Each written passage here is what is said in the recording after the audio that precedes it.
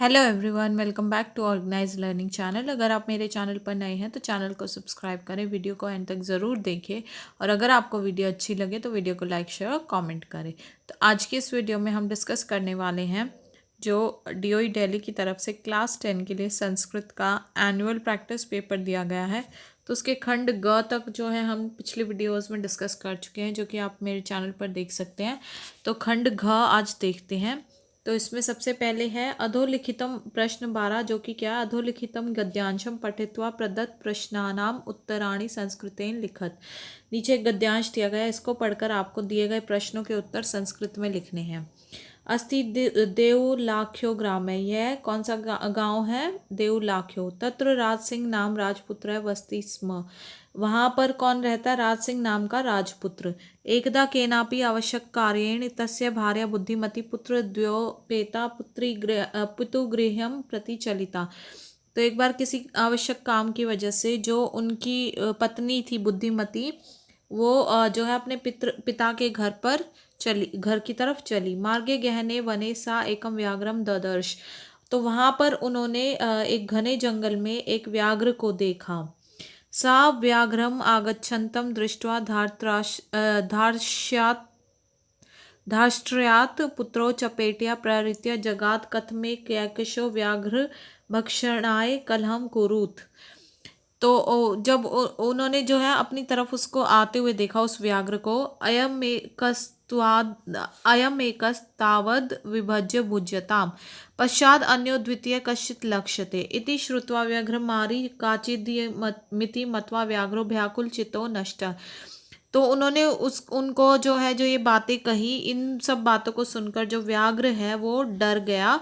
ठीक है। तो इस से पे बेस्ड जो है क्वेश्चंस क्या है हमारे पास। पहला है ग्रामस्य नाम किम, ग्राम का नाम क्या है? तो एक पद में उत्तर देना है, तो इसका उत्तर हो जाएगा देवलाख्यो। दूसरा है राजपुत्रस्य नाम किम आसीत, राजपुत्र का नाम क्या है? तो वो क्या है? राज सिंह। को भयाकुल चित्तो नष्टः, कौन भयाकुल हो गया, या मतलब भय हो गया, डर बैठ गया किसके मन में? तो वो हो जाएगा व्याघ्रो। ठीक है, ये इस तरीके से। अगला जो प्रश्न है वो है पूर्ण वाक्येन उत्तरत। अगला हमें पूर्ण वाक्य में उत्तर देना है। पहला है सा मार्गे किम ददर्श, उन्होंने मार्ग में क्या देखा? तो सा, उन्होंने क्या देखा था? सा मार्गे एकम व्याघ्रम ददर्श। तो यहाँ पे ऐसे लिखेंगे, सा मार्गे किम की जगह पे आ जाएगा एकम व्याघ्रम ददर्श। ठीक है। अगला है पश्चाद किम लक्ष्यते, तो यहाँ पर आ जाएगा पश्चाद द्वितीय कश्चित लक्ष्यते, अन्यो द्वितीय कश्चित लक्ष्यते, ये हो जाएगा। तो ऐसे लिखेंगे पश्चाद अन्यो द्वितीय कश्चित लक्ष्यते। अगला है बुद्धिमती कम प्रति चलिता, बुद्धिमती कहाँ की तरफ चली थी? तो लिखेंगे बुद्धिमती पुत्र द्व्योपेता पितुगृहिम प्रति चलिता। तो ये ऐसे लिखेंगे बुद्धिमती पुत्र द्व्योपेता पितुर्गृहम प्रति चलिता। ठीक है। अगला है निर्देशानुसार उत्तरत। तो गहने वने अन्यो पदो विशेषण पदम किम, तो यहाँ पर विशेषण पद क्या है? तो यहाँ पर विशेषण पद है गहने, क्योंकि वन वन कैसा था? गहरा। तो वन की विशेषता क्या है? कि वो गहरा था, इसलिए गहने जो है यहाँ पर विशेषण पद हो जाएगा। पत्नी इति पदस्य पर्याय पदम किम प्रयुक्तम, पत्नी का पर्याय पद यहाँ पर गद्यांश में कौन सा यूज हुआ है? तो पत्नी का जो पर्याय पद होता है वो होता है भार्या, ये हो जाएगा हमारे पास इसका पर्याय पद। ठीक है। ददर्श इति क्रियापदस्य कर्तृपदम किम, ददर्श इस क्रियापद का कर्ता कौन है? तो ददर्श देखा, किसने देखा था? कर्ता कौन है यहाँ पर? तो सा, उन्होंने यानी कि उनकी पत्नी ने, राज सिंह की पत्नी ने, बुद्धिमती ने एक व्याघ्र देखा। तो यहाँ पर जो हो जाएगा कर्ता, वो आप लिख सकते हो या तो सा, या फिर उनका नाम ही आप लिख सकते हो बुद्धिमती। ठीक है, इस तरीके से इसको आप लिख सकते हो। अगला प्रश्न दिया गया है, अब यहाँ पर अधोलिखितम पद्यांशम पठित्वा प्रदत्त प्रश्नानाम उत्तराणि संस्कृतेन लिखत। तो अब ये पद्यांश दिया गया है। तो रे रे चातक सावधान मनसा मित्र क्षणम श्रूयता, कि सुनो मेरी बात। मम्बोधा बहवो ही संति गगने सर्वे अपि नयता दृशा, जो बादल है वो कहाँ है, वो आकाश में है। केचिद वृष्टि भीरार्दयन्ति वसुधाम गर्जन्ति केचिद वृथा। तो जब भी बादल आते हैं धरती पर बारिश लेकर आते हैं तो वो गरजते हैं। यम यम पश्यसि तस्य तस्य पुरतो माँ ब्रूहि दिनम वचः। और जो है हमें कैसे वचन नहीं बोलने चाहिए, दीनम वचन, दीनम मतलब घटिया शब्द जो है वो हमें नहीं बोलने चाहिए। ठीक है, तो एक पद में उत्तर देना है। पहला है अंबोधा कुत्र संति, कहाँ होते हैं अंबोधा, यानी कि अंबोधा मतलब बादल, कहाँ होते हैं, वो होते हैं गगन में। तो गगने यहाँ पर आप लिख सकते हैं। के गर्जंती, क्या गरजते हैं, तो क्या गरजते हैं, अंबोधा। तो यहाँ पर आप लिख सकते हैं अंबोधा। यहाँ पे आप इसको ये शब्द है अंबोधा यहाँ पर लिख सकते हैं। एक पद में देना तो लिख सकते हैं अंबोधा। अंबोधा केन आर्द्रयंती, अंबोधा क्या लेकर आते हैं, तो वृष्टि भी, वर्षा लेकर आते हैं ना। बादल जब भी आते हैं गरजते हैं तो वो क्या लेकर आते हैं, वृष्टि भी। तो आप इसको लिख सकते हैं वृष्टि भी। ठीक है, उसके बाद है पूर्ण वाक्य में उत्तर देने हैं। अंबोधा कुत्र संति, तो ये इसको आप पूरे वाक्य में लिखेंगे तो लिखेंगे अंबोधा कुत्र संति मतलब गगने संति। ठीक है, तो अंबोधा गगने संति। के वृथा गर्जंती, क्या व्यर्थ में गरजते हैं, तो यहाँ पर आप लिखेंगे अंबोधा वृथा गर्जंती। यहाँ पर लिख देंगे अंबोधा और फिर उसके आगे इस तरीके से वृथा गर्जंती। कीदृशम वचय माँ ब्रूहि, हमें किस तरीके के वचन नहीं बोलने चाहिए, तो हमें नहीं बोलने चाहिए दीनम। तो यहाँ पे लिखेंगे दीनम या दीनम, इस तरीके से लिख सकते हैं। दिनम वचय माँ ब्रूहि, इस तरीके से पूर्ण वाक्य में उत्तर देना है। अगला है निर्देशानुसार उत्तरत दीनम वचय अन्यो पद्यो विशेषण पदम किम, इसका विशेषण पद क्या है, तो यहाँ पर दीनम वचय, दीनम मतलब घटिया, वचय मतलब शब्द। तो शब्द की बात हो रही है और कैसे शब्द, उसकी शब्द की विशेषता क्या बताई गई है कि वो घटिया नहीं होने चाहिए। तो यहाँ पर दीनम जो है वो विशेषण पद हो जाएगा। आकाशे इति पदस्य पर्याय पदम किम प्रयुक्तम, आकाशे यानी कि आकाश मतलब आसमान, तो इसका पर्याय पद क्या यूज किया गया है इसमें, तो वो यूज किया गया है गगने। ठीक है, तो ये इसका पर्याय पद हो जाएगा। और गर्जंती इति क्रियापदस्य कर्तृपदम किम, गर्जंती इस क्रियापद का कर्ता कौन है, तो क्या गरज रहे हैं, तो अंबोधा। तो आप इसको लिख सकते हैं यहाँ पर, इसका कर्ता कौन है, किसके गरजने की बातें हो रही है, तो अंबोधा। ठीक है, तो इसका कर्ता हो जाएगा। अगला है अधोलिखितम नाट्यांशम पठित्वा प्रदत्त प्रश्नानाम उत्तराणि संस्कृतेन लिखत। अब ये नाट्यांश दिया गया है तो आपको इसको पढ़ के जो दिए गए प्रश्न हैं उनके उत्तर संस्कृत में लिखने हैं। काके आम सत्यम कथितम त्वया वस्तुतः वनराज भवितुम तु अहमेव योग्य, कि मैं सत्य कह रहा हूँ, वनराज के बनने के लायक मैं ही हूँ। पिकह उपहसन कथम त्वम योग्य वनराजय भवितुम यत्र तत्र का इति कर्कश ध्वनिना वातावरणम आकुली करोषि। तो जो कोयल है वो उसका उपहास कर रही है, मजाक बना रही है कि तुम वनराज बनने के योग्य हो, तुम यहाँ इधर उधर जो है का ये जो कानों को कष्ट देने वाली ध्वनि है ये तुम वातावरण में फैलाते रहते हो। न रूपम न ध्वनि अस्ति, ना तुम्हारा रूप है ना ध्वनि है। कृष्ण वर्णम मेध्या मेध्य भक्षकम त्वाम कथम वनराजम मन्या महे व्ययम, तुम्हारा रंग कैसा, काला, और तुम सोच रहे हो कि तुम वनराज बनोगे। काके अरे अरे किम जलपसी, की अरे क्यों जल रही हो, यदि अहम कृष्ण वर्ण तहरी त्वम किम गोरा अंग, कि अगर मैं मेरा काला रंग है तो क्या तुम्हारा गोरा रंग है। अपि च विस्मृते किम यत मम सत्य प्रियता तू जनानाम कृते, उदाहरण स्वरूपा अनृतम वदसी चेत काके दशेत, कि तुमने सत्य, मैं जो है सत्य प्रिय हूँ, तुमने ये नहीं सुना कि अगर झूठ बोलोगे तो कौन काटेगा, कौवा काटेगा। तो इसी प्रकार से जो है ये जो कहावत है ये विश्व में प्रसिद्ध है। अपि च काक चेष्ट विद्यार्थी एवं आदर्श छात्र मन्यते, और ये भी सुना होगा कि जिस विद्यार्थी की काक जैसी, कौवे जैसी चेष्टा होती है जिस विद्यार्थी में, वही एक आदर्श छात्र माना जाता है। तो एक पद में उत्तर देना है।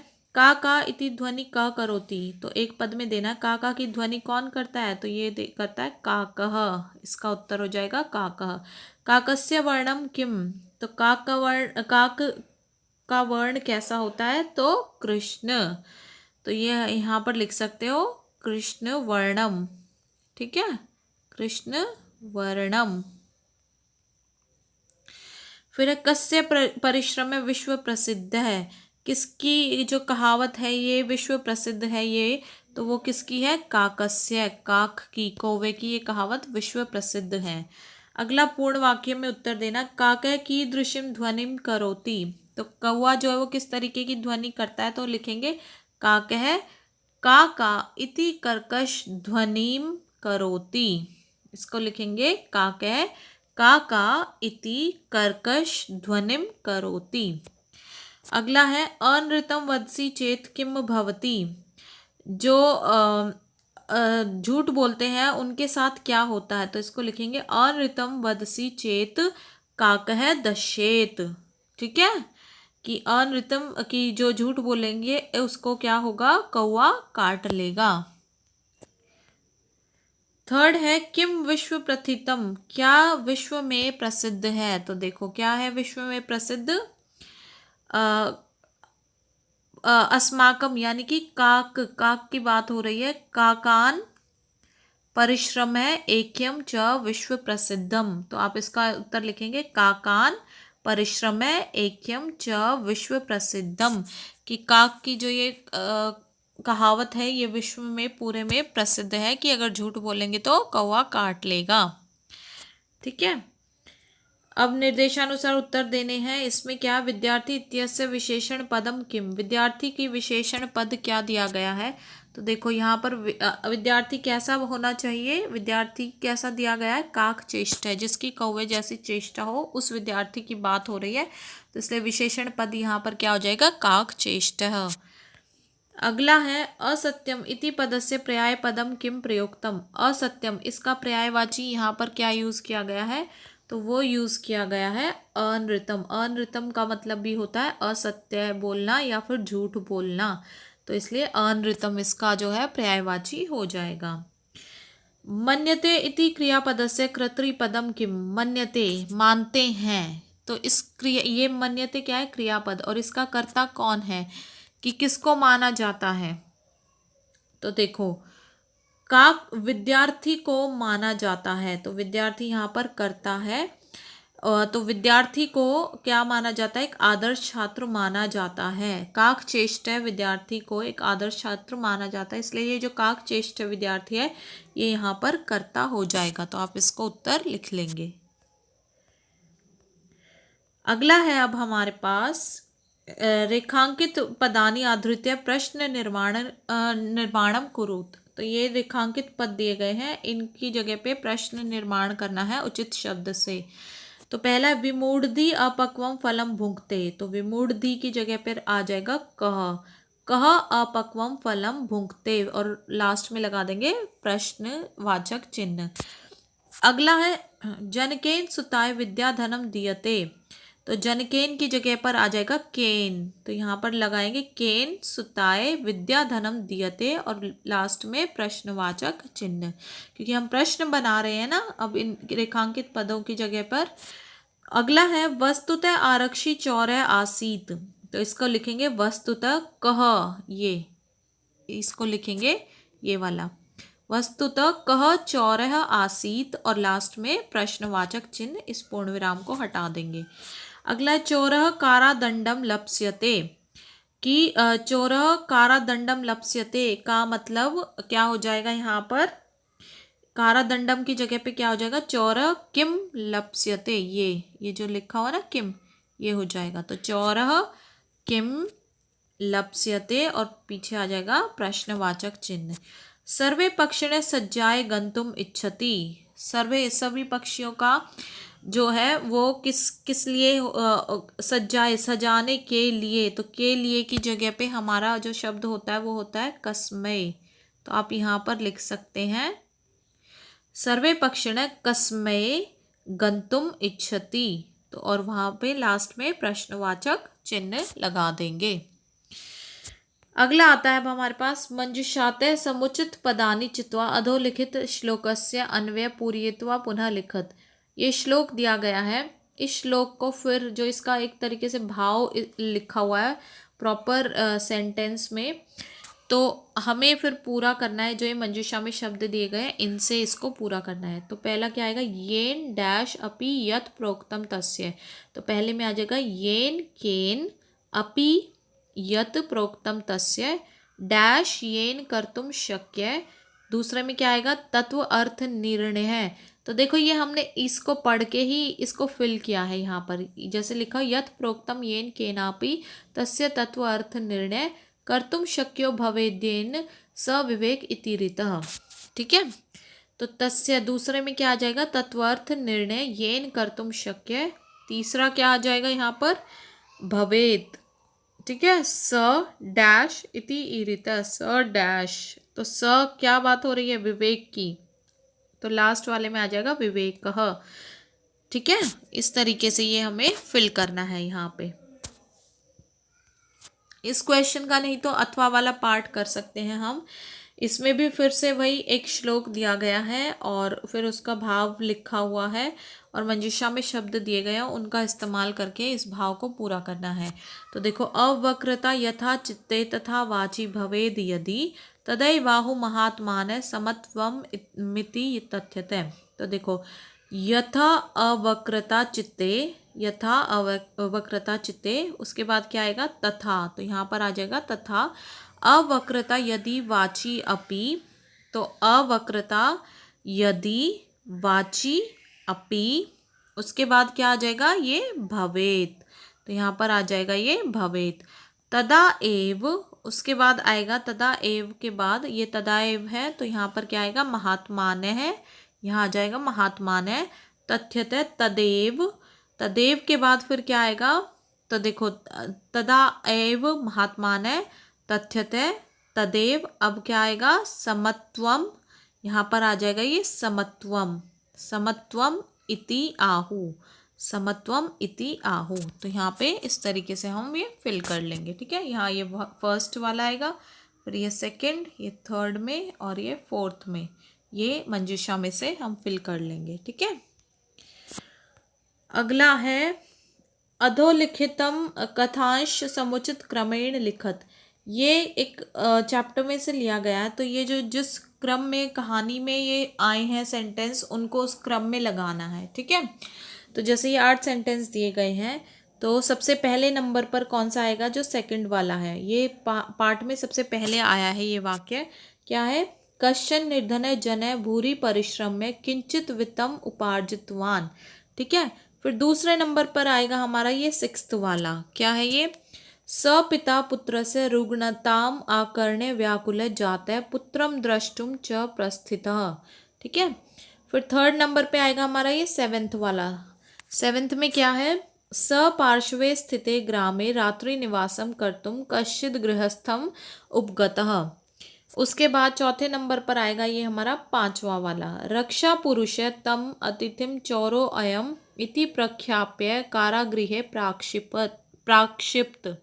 ठीक है, और फिर 5वें नंबर पे आएगा जो हमारा ये चौथे नंबर वाला है, तो न्यायालय स्वपक्षम पुनः स्थापितवन्तौ।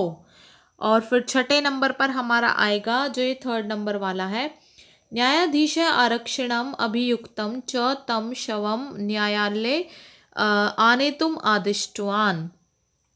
फिर 7वें नंबर पे जो ये 8वें नंबर वाला सेंटेंस है, ये आ जाएगा, उभो शवम आनीय एकस्मिन चत्वरे स्थापितवन्तौ। और आखिरी वाले पे आएगा जो 1st नंबर वाला है, 8वें नंबर पे ये आ जाएगा हमारा। ठीक है, न्यायाधीश आरक्षणे कारादंडम आदिश्य तम जनम ससम्मानम मुक्तवान। तो आपको जो ये नई हमने नंबरिंग की है, इसके हिसाब से दोबारा ये वाक्य जो है सारे लिखने हैं। जैसे 1st नंबर पे आप पहले ये लिखेंगे जो 2nd नंबर पे दिया गया है आपको। ठीक है, अगला है अधोलिखित वाक्येषु रेखांकित पदानां प्रसंगानुकूलम उचित अर्थम चित्वा लिखत। तो ये जो रेखांकित पद है, इनके पर्यायवाची या इनका उचित अर्थ वाले शब्द हमें लिखने हैं। तो एका शरीरेण दुर्बला जवेन गंतुम अशक्त आसीत, तो जवेन का मतलब होता है तीव्र गति में, ठीक है। तो इसलिए इसका घ उत्तर तीव्र गत्या सही हो जाएगा। दूसरा है ते चक्षु नामनी मते, तो चक्षु का मतलब होता है आंखें, तो इसलिए इसका घ उत्तर ऑप्शन जो है यानी कि नेत्रम सही हो जाएगा। अगला है निर्धनय जनय भूरी परिश्रम्य, तो भूरी का मतलब होता है पर्याप्त या जो पूरा है, मतलब हो चुका है, कोई कमी नहीं है, तो इसलिए इसका उत्तर होएगा ग पर्याप्तम। और जो लास्ट वाला है फोर्थ पार्ट है उसमें है तम न्यायालयम नीतवान, नीतवान का मतलब होता है लाना, तो वो होता है लाना जो है वो अन्यत का मतलब भी क्या होता है लेकर आना, किसी को लेकर आना, ठीक है। तो अन्यत का मतलब भी वही होता है, इसलिए इसका उत्तर हो जाएगा घ अन्यत, ठीक है। तो इसी के साथ जो है ये प्रैक्टिस पेपर संस्कृत का एनुअल प्रैक्टिस पेपर जो है पूरा हो जाता है। तो आशा है कि आपको ये खंड भी और बाकी जो सारे खंड थे वो सब समझ में आए होंगे अच्छे से। आपको जो है वीडियो अच्छी लगी होगी, तो अगर आपको वीडियो अच्छी लगी और समझ में आई है तो आप वीडियो को ज़्यादा से ज़्यादा शेयर करें, वीडियो को लाइक करें, कमेंट करें, चैनल को सब्सक्राइब करें। मिलते हैं नेक्स्ट वीडियो में कुछ और प्रैक्टिस पेपर के साथ। तब तक आप अपनी तैयारी बहुत अच्छे से करते रहिए। All the best for your exams.